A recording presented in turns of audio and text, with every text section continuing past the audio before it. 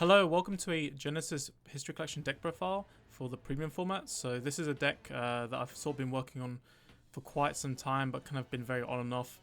There's actually another deck profile that I'm going to put up as well, which is based more on earlier build, but this one's more for parody deck profile. This was made almost as soon as, well, the deck profile itself was created very early on, but I was in the process of making a sort of video outfit, but then various things happened. It kept getting sidelined basically, and I sort of just picked it up again and sort of just did the finishing touches to the video.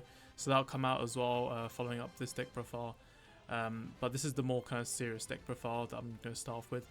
So this is basically a mixture of V and G Fenrir in a sense, because one thing that makes this deck have one advantage over a lot of the other History Collection decks is that basically the 2-2 split is easier to actually ride because you have a card called Gleipnir, so Unappeasable Biter Gleipnir lets you retrieve the Stride Assist and add it to your hand if you do happen to accidentally ride it, which then means you've got a chance on turn 2 during your main phase to then use the Stride Assist to then search for the Fenrir that you want to ride.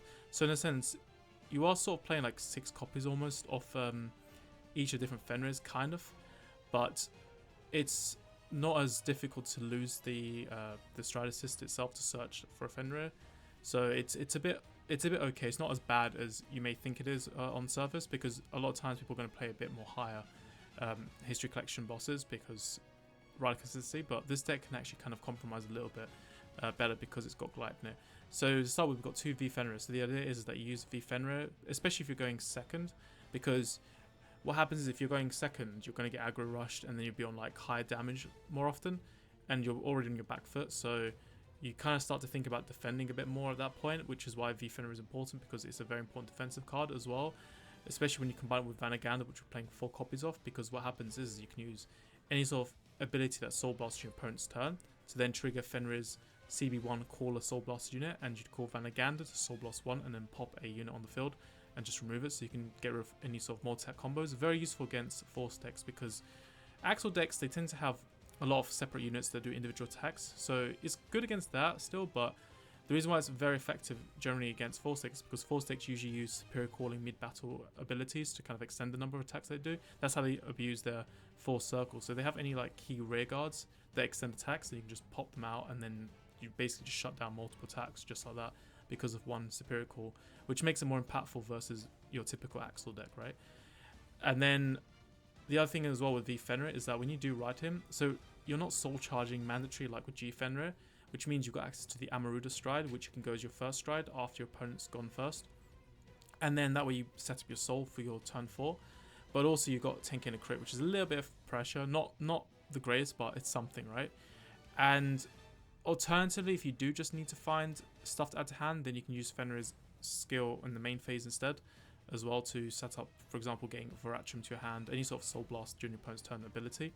But Amaruda can also do a Soul Charge 5, which can help you find Vanagander. You're doing Draw 2 and Soul Charge 5, so you've got opportunities to find Vanagander. And the other thing as well is that getting Vanagander in your Soul isn't that hard in this deck, because you've got the G-Guard as well that can Soul Charge cards from hand and field as well, which is quite important in this deck as well. So that's kind of V Fenrir covered there. But Vanagander, he's got this other bit where at the end of battle that he attacked a Vanguard, you can move him to the soul and then look at the top 3 and put 1 into your soul, so you basically get soul charge 2. And then you've also got the 1 to top and 1 to bottom effect as well, so you can set up your drive check. You only get to stack 1 card, of course, because 1 goes to the bottom, so you're basically able to guarantee either a drive check or a damage check, whether you do it before or after the drive check from your Vanguard swing. So that can be very handy as well. You can set up a damage over trigger as well in more extreme scenarios. Obviously that happens very little, but you can do it, just like with Oracle Think Tank with Ghost and Amaterasu. They're very similar cards. He's also got the on-play Soul Blast 1 Retire. If you use him with a card like V Fenrir or even G Fenrir, which both can Superior Call mid-battle, but G Fenrir lets you do it with the Stride, which is what makes it different to V Fenrir, then you're able to do multiple retires. But alternatively, you can just ride Vanagander, and when you're doing it through the riding method, you can just nuke everything anyway. But of course, you don't have a Fenrir Vanguard, so that's kind of where things get a bit different. So there's a lot of technical play in this deck. It's a very steep learning curve as well. It's not a very easy deck to pilot, especially with all the different matchups in the format as well. There's just so much. There's so much to learn as well to try and play this deck optimally. And then G Fenrir, 2 copies, because this is what you want to go into, especially when you're going first. generally just turbo 2 markers, which helps you set up for win. Going first is better in this deck, of course. And also, if you do decide to just stay on G Fenrir, or if you can't re-ride, you've at least got your 2 markers, and you've got a superior call mid-battle as well already set up for CB1. So that can help as well to get you your 4 attacks, basically. As well, you're using 2 markers, so you're able to use those markers, recycle them basically for extra attack. So that can be handy as well. And the Mandatory Soul Charge 3 is also good for setting up as well for your, well, finisher, air quotes, because it's not quite there yet. It's not the most reliable turn 4, let's just say. A lot of decks, I think, have more reliable victory attempts. This deck, not quite as much, actually. There's quite a lot of factors. If you haven't gotten into the right position, then your chances of getting your opponent 6 damage dramatically reduces. Then, as for grade 2s, we have 4 copies of Gleipnir. So Gleipnir is the card I mentioned earlier. You can basically ride over the Stride Assist to retrieve your Stride Assist, but also you can retrieve maybe something else like Strya. In fact, it's quite nice with the Strya Full Heavens because she has an on-ride Soul Charge too. So you can find something else as well to add to hand, such as a Fenrir, for example, right? Or even a Ratcham, anything really that sets up a heal to your hand, a draw PG, even a Lading. If you place him, even on rearguard, you can use Gleipnir later game. It's not just on Vanguard ride. So he can work on basically any stage of the game, which is what makes him a very, he's very consistent card to use, especially in this deck compared to Regalia actually. In fact, because it's not quite as, the CB usage isn't quite as immediate as Regalia. Regalia tends to eat CB pretty hard off the bat as well, but this one not so much because you're not really relying on Marduk either, so you don't really need your CB quite as much to set up your soul. So that's another advantage as well, in that you're getting Stride without paying soul or without paying Camelot's cost as well, which is another great thing about the History Collection Strides. And Gleipnir being able to add Lading is also really good because Lading is just like G Fenrir. It gets you the multi-attacks while you're on Stride actually. Lading works as well even on your turn 3 Woe Points of Grade 2 because you're no longer doing Marduk, you're doing Dion. So Dion's a main phase stride, not a battle phase stride, which means you can use cards like Flying Lapwing, which isn't in this list, but you can play Flying Lapwing. I'll go over that later. And Lading, which you have to use during the main phase while on GB1, so they become usable in this deck. Which before, like Marduk, I think to be honest, the only card that was usable with Marduk that was from the G-era was Taro, but that's gone. So you've only really seen it in Regalia lists, of course, because that's the only thing that really kind of makes great use of it. So now we've got like stuff for the Dion instead. In that case, Marduk isn't really not used much in this deck. If anything, it's more like it's just there as an option. And the other thing that's good about Gleipnir is that he's got on attack 10k power gain for Soul Blast 1. So what you can do is you can have him on the rear guard. Ideally, the one that doesn't have the force markers. You attack with the rear guard that has the force markers, and then you attack with Gleipnir, who will have generally a decent number because you're attacking for 20k base, not including any other effects and things or boost. And you're then able to Superior Call another unit over your force markers, either with G Fenrir or with the Lading that you just activated. So then you can get more attacks as well with that. And that can help as well because you want enablers. You don't want to rely on just the Stride to do your enabling for you, especially because this gives you more control over when you decide to call as well, which we'll get into later. Then there's 3 copies of Elixirs. This is a flex slot. This can be taken out for Flying Lapwing. You can even take out for something like Knights of Excision Diorung. So Knights of Excision Diorung is basically like Gleipnir. What you do is you discard a card, Soul Blast a card. You can add any card with the same only clan as your Vanguard from drop to hand. It's one of those D-series cards. And what you do then is you'd be able to add something like, say, Fenrir. Like, let's just say you rode a different grade 2, such as Ratcham, for example, right?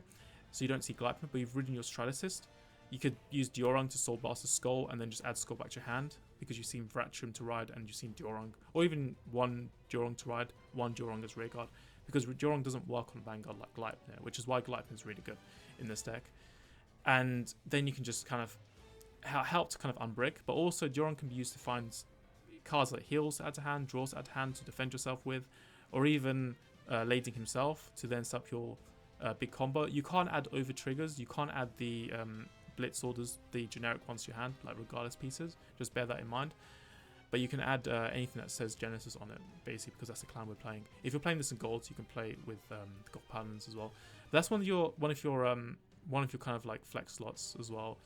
If you want to play a 4th copy of Lapwing, because I think 4th Lapwing is kind of more ideal, then you can just take out maybe like a Ratcham or one of the regardless pieces, of the sort. I don't know about grade 1s because grade 1s are already quite tight. I think try to keep at 10 as much as possible. Of course, this deck fortunately doesn't have to play too many grade 3s, but, well, I say that. To be fair, Yggdrasil does still push, and that is kind of a card that a lot of Genesis kind of has to rely on a bit, but the deck is sort of trying to do it without it. It does make it more vulnerable to Mega Colony in theory. I've not tried the deck on Mega Colony yet, but I would probably be worried about that matchup with this list. Next we've got, oh actually sorry, Ulixis though, because I did say it was a flex slot, but I went on to explain why it's a flex slot. Let me tell you what Ulixis does. So this card, you can use in the early game to basically just rush your opponent, because the deck does need to get your opponent on as high damage as possible. Otherwise, the deck does lose so much momentum as well. And what you can do then is at the end of battle, you just soul charge one and you put him in soul. Sorry, you put him in soul to draw one and then soul charge. So you can set up some soul, but you have to be a bit careful because that can clash with Amaruda, the Amaruda Stride. So just be aware of that. You may have to like manage soul blasting and things. You do have to kind of think steps ahead as well when you're using cards of Ulixis. It's also why I'm not too fond of this, because if you don't open Ulixis, it's kind of just a whatever card in the deck as well, which is why I say it's easy to cut. But it's also quite nice if you do happen to swing with it even on turn 3, because you're removing from the field and then you're just going to place another unit over those force markers. So he's not too bad, but he's not great either. He's got his uses, but he's a bit of a filler slot. And then for Ratcham, because Ratcham's there to trigger V Fenrir, so you can do the hand trap combo with Vanagander and then just slow down your opponent's aggression, which is very important to give this deck a bit more of a chance as well. You're not winning the game faster, but you are slowing down the game state, so you can survive some of the most aggressive decks in the game better than a lot of other decks can with cards like this as well. Then there's the fact that also when you use a call on over ability, you're also getting a bit of defense there as well. So even if you don't ride V Fenrir, let's just say you ride G Fenrir or Vanagander, you can still try and make do with the Ratcham without having Vanagander. I mean, other decks can play Ratcham as well. Regardless, I've played Ratcham in. So there is still that. You can use it maybe to try and get rid of something that has triggers on it, or something that can extend to more attacks, as long as it's in sound position, of course, because sometimes it just becomes hit and miss, because it depends what your opponent's attack pattern is. You can get rid of key combo pieces. Let's say you're against a Revenger deck. As long as they don't call another Revenger on top, then you can use this to sort of try and handle Revengers. But yeah, there's sort of like random situation it comes up. The deck is better at soul charging spare cards as well, so it does become easier to activate it as well. Then we've got 2 Gouges. This is also a bit of a flex slot, but quite nice to have against Mega Colony if you do happen to have in your soul, of course, because the deck doesn't have ways of manually soul charging from hand, so no Battle Maiden Sahimes or any of that stuff, right? It's just soul charge from deck, so there is that disadvantage. So you might not get it fast enough, but he's there. Otherwise, his on-place Revelation, and he can also give power when he's used from the soul anyway, a bit like a Dimension Creeper. He's sort of a filler slot. You could play something else if you wanted to, like the cards I mentioned earlier as well. You can also play Claimer Harry as well, which is sort of, I think, more often going to be better, because Claimer Harry can countercharge, and you can countercharge both during your own turn and during your opponent's turn, so it's a bit like V Fenrir, the wording. In a way, you just get your Dion to stride, and now Claimer Harry's live and ready for the next turn. And I think what makes Claimer Harry even better as well with Dion rather than Marduk is that Marduk would have never worked to Claimer Harry if you were just relying on Marduk to Soul Blast, whereas Dion, because you're Soul Blasting beforehand, before you actually do the skill itself, oh sorry, not that, sorry, striding before you get the Soul Blast part, that enables you to then be able to use Claimer Harry, whereas Marduk would have missed the timing of Claimer Harry when you do the on-attack Soul Blast 6 on your turn 3, so that's another advantage as well that comes out of Dion in addition to that. So you're getting basically 2 counter charges. As long as your opponent's not field controlling it out of existence, then Claimer Harry can be useful. I think the current format, it's a bit of a weird card because there's so much control right now in Premium, but it's definitely impactful when you're not dealing with control. And then 4 copies of Astraea Full Heaven. So this card, on ride, it's basically a mulligan. Even on place on Rhaegar, it's a mulligan 1. But if you're doing on ride, you're getting soul charge too. So as mentioned earlier, you use your Gleipnir to have more targets to add to hand, but you're also just building soul. Just be careful though, of course, with Amaruda Stride, of course, because if you have too much soul, you can't use Amaruda Stride.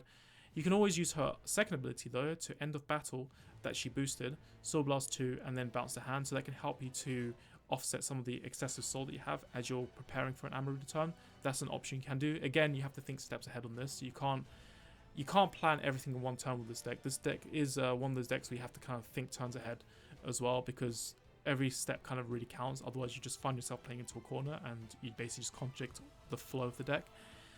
And the other thing as well is that the balance to hand soul blasting is helpful because you've got lading as well, and you've also got G Fenrir, so it's also a way of enabling those spherical mid attacks with the force markers. Ideally, you boost the unit that has the force markers, because what you do is you get the unit, right? Let's just say you're on the Jag Dragner style, which is the main finish of the deck.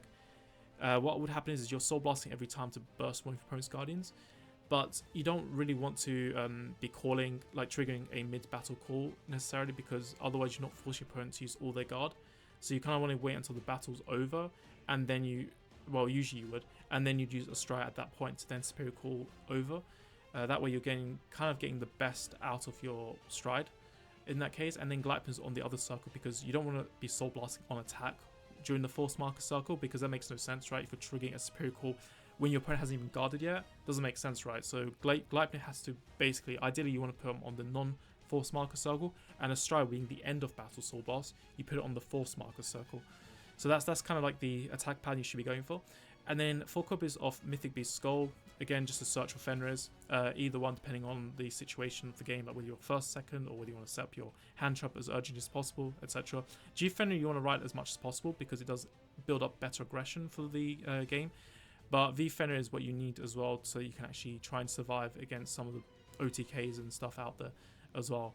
So just all these things are just different things to think about. They will also depend on matchups quite significantly as well. So as I said earlier, very huge learning curve with this deck. There's just so many things with it. Then 1v starter, because to be fair, you don't really want to have your opponent just retiring or return to deck your starter, right? So you play V starter. And then 3 copies of lading as well. Lading is there, as mentioned, just for the superior calling mid attack combos and things. 4 grade 3 heals, because you can reveal it with the stride assists. The traditional kind of stride assists, the ones that are specific to the first striders, right, the original G strides, they can all reveal any grade 3 they want. It's not the same as like the subclan ones, like Battle Sister, Regalia, you can't reveal grade 3 heals. That's also partly why I have more issues with Regalia, because I actually tried a game where I had Stride Assist in my hand, but I couldn't reveal grade 3 heals to search for Yggdrasil. This happened like last week from the time of recording this video. So you have to kind of be really careful with those type of Stride Assists, because if you don't play any sort of grade 3 heals that are subclans, of course, then, which don't exist, because there's only 1 grade 3 heal in every clan, and none of them are subclans, except for, I think, technically there's the Nightmare Doll one, I think, but that's it really. So just something to be aware of. And then 4 draw perfect guards, because we don't really have space kind of for the PGs. You could play Goddess of Decline Hell if you want to. As mentioned earlier, there are flex slots sort of, so you could play Goddess of Decline Hell instead of those other cards. That's an option, the countercharge perfect guard. And in fact, it wouldn't be vulnerable in the same way as Claymore Harry would either as a countercharge engine. You could then maybe make room to play more Stride Assist crits, or Tablet Angel, which is the GB1 crit. But speaking of Stride Assist crit, we play one of them. This is sort of a filler slot actually, because you've got the main deck Stride Assist, but you could go for GB1 Tablet Angel if you want to, but I think, yeah, we'll just go with Stride Assist in this case, just in case. I think ideally you do want to rewrite the grade 3s as much as possible, so. But the GB1s are okay, because they do have the benefit, because you can use them with the force markers, like especially on turn 3 when you haven't actually found quite that many ray guards yet. You do tend to call criticals to swing with. And speaking of which, there's Stake Fetter Fitty. So this card you can basically place on the force circles, and then just go swing for 24k, move to soul when a Vanguard attacks, and then gain 5k power and draw, and then call at the end of battle onto that force marker circle using Dion's ability. Then we've got 2 copies of Dreaming Dragon. You could bump it up to 3 if you want to take out one of the stride crits as well. That's also possible. Or if you want to play grade 1 PGs, you can always down the draw PGs out as well and just play more Dreaming Dragons. That's an option. Stands aren't bad in this deck either, unless you're against a Link Joker. And then, of course, Prevent Deck Out is really good as well to have. You don't really deck out that fast, but the thing is, you will play long games with this deck, so that's sort of a reason to play it. And then 1 over trigger. This could be probably any over trigger, to be fair. It could be blue OT, red OT, Keto OT. I mean, Keto OT is not as bad in this deck, I don't think, as in Regalia. Well, Regalia, to be fair, you can stop it with Minervas minus the field's drive checks, but you don't always go Minerva, right? Sometimes you just find, oh, I don't have enough Minerva, sorry, not Minerva, enough Regalia Soul to be able to trigger the effect. So it depends on the list as well sometimes. Or if you're against Meg Colony, then it'll just stop you from G-guarding to Soul Charge. So these are all things to kind of just be aware of. But then lastly, we have in the main deck one of the Regardless pieces. This one is Evergreen Transfer. So this card is another Soul Blaster that you can use during your opponent's turn, just like Ratcham at 4. This one though doesn't actually touch any of the units, but it can minus 1 crit from all over-triggered affected units. So any card with an over-trigger, you just minus the crit, which means that this deck actually has a lot of over-trigger counters. It's got Vanagander combined with this / Ratcham. It's got obviously Perfect Guards as well. It's got the G Guardian that does minus 2 crit and erratas. So you got all these ways of countering over trigger in this deck, which is one of the things I love the most about this deck actually, is the fact you can do that. But otherwise, this is a 25k shield without being a shield. It's more like powering up. So you can counter guard restricts as well with this because of that. And then of course you're just using 1 CB, which is with V Fenrir, to do the Superior Call and retire with Vanagander. So this is quite a cheap way of doing the Soul Blast try. You could use Secret Elsie if you wanted to also do like the non-counter blast version, like with Ratcham, because Ratcham's counter blast 1, right? So you don't always have 2 counter blasts. You could play Elsie, but I think you need Perfect Guards in this deck as much as possible. So you'd rather try and avoid Elsie as much as possible and rely on something like this instead. And then to kind of go over the G zone. So over in the G zone, we have 2 copies of Anavata. So Anavata, this card basically does minus 2 crit. You Soul Charge 1 when you're using it as a G guard to gain 10k shield. So then this card becomes a bigger shield, 38k power defense, or 36 if you're on 11k Fenrir. And that's one attack guard. Quite an expensive way of guarding because you're getting rid of 1 card. But then if you're getting rid of an additional 2, you can then minus a crit, 2 crits, which can affect even restanding units such as Vanguards and Rearguards, which can be pretty effective. Unless your opponent has resist, then you can't touch them. But then another thing as well with Lapwing, as I mentioned earlier, Flying Lapwing is a free +1. So when you're committing Lapwings, you're soul charging 3 already for free, because if you have another copy of Soul, you basically refund your count blast cost, and you also get the draw 1. So you're able to actually get free pluses to then make this card feel free if you want to play it that way. Of course, you're not benefiting quite as much from having boosters and so on, right? But it is a way you can make the cost cheaper, or feel cheap or free in a way. But it's a very strong effect with its kind of, especially in particular situations. And then we've got 2 copies of Jagdoragna. So this card is the finish of the deck. It's important. You might not win the game on turn 4 with it though. You need your opponent to be on pretty high damage, because otherwise it's just no guard, use PGs or whatever. And you also need to be able to get your multiple ladings / G Fenrir off to help to trigger it, but you also need to have Glypin or Strive for Heavens set up as well. So there's quite a bit of combo pieces that you need actually for this to be even more effective on top of that. So a turn 4 win isn't quite as reliable in this deck by a long shot. Like this deck, you should expect to play at least I mean, even 5 turns. You could even still not have won the game depending on what you're against. So I would probably expect to go into long game when playing this deck, and whether you live or die through it, I'm not sure really. I mean, there's a lot of matchups, things can go all over the place as well. A lot of tempo can be a bit different, depends what kind of deck your opponent plays. But what this can really do is every time your opponent guards, you're soul blasting 3, which this deck does a lot of soul charging. If you're playing Lapwing, you can do even more, and then you're able to replace your opponent's guardian with a card from top of the deck. You can't prevent sentinels, by the way, like as in on place perfect guard abilities rather. So any sort of effects activate, they will get the effect. If they G guard as well and they have an effect that activates, you can pop it, but then they'll still be able to resolve the effect after. So if they have something like, for example, Hand in Hand Leona, they can bounce a unit and they can call that same unit to then gain the 5k shield, which by the way is a decent counter against this card, Hand in Hand Leona, which is a card nobody really likes in Bermuda Triangle that much. It's one of the least popular G guards, but it is actually the more useful G guard for this matchup. And then when he attacks as well, you gain 10k power as well by soul charging different grades from Drop Zone. Generally it's going to be 4 cards because that's about as many different grades as you're going to play in this deck, grades 0 to 3. So that can also help you to fund his own cost. The longer the game goes, sort of, or rather by turn 4, is probably the better way of putting it, then you tend to expect to have a good amount of soul. Turn 3, not quite as likely to have a good amount of soul, but turn 4, definitely by that point. Unless you then start later on just being too defensive, soul blasting everything out. Maybe if you switch to V Fenrir as well, you do sort of lose your soul charge engine there as well. So technically in the long term, you do start to dwindle, but you're doing the short term so you can have your 3 force markers as well if you're rewriting V Fenrir. on top of G Fenrir. So there are a lot of there's a lot of lines of plays that can sort of benefit you, but also backfire on you at the same time.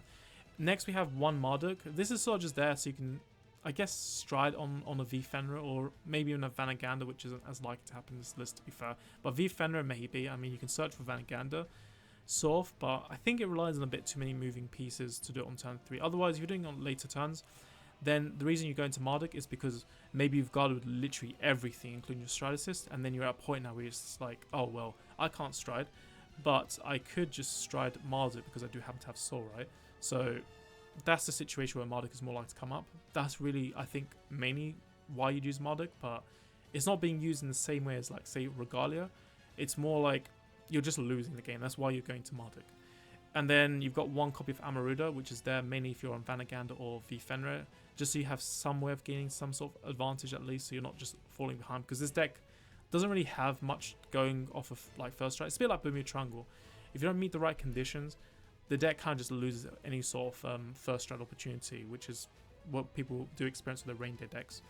2 copies of Loria, which Queen of Accomplishments Loria, which is there to prevent deck out as well. But it's also much easier condition to meet in this deck as well.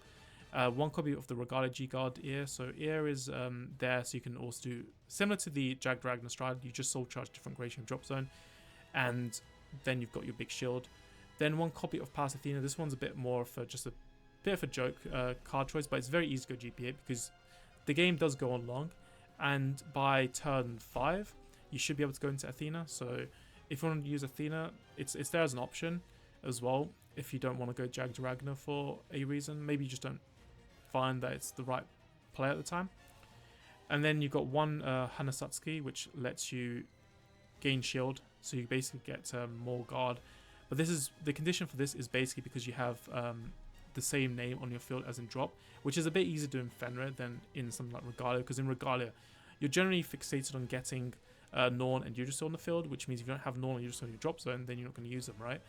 But then cards like, if you're playing something like V Ordain, which not many people do, but Thread, if you're playing Thread, they move to Soul and Draw, so that gives you less opportunities if you're playing those lists to actually be able to meet the condition of Hanasatsuki. So you don't really play this in Regalia. It doesn't really make much sense to play in Regalia, but it makes more sense in Fenrir to play this card.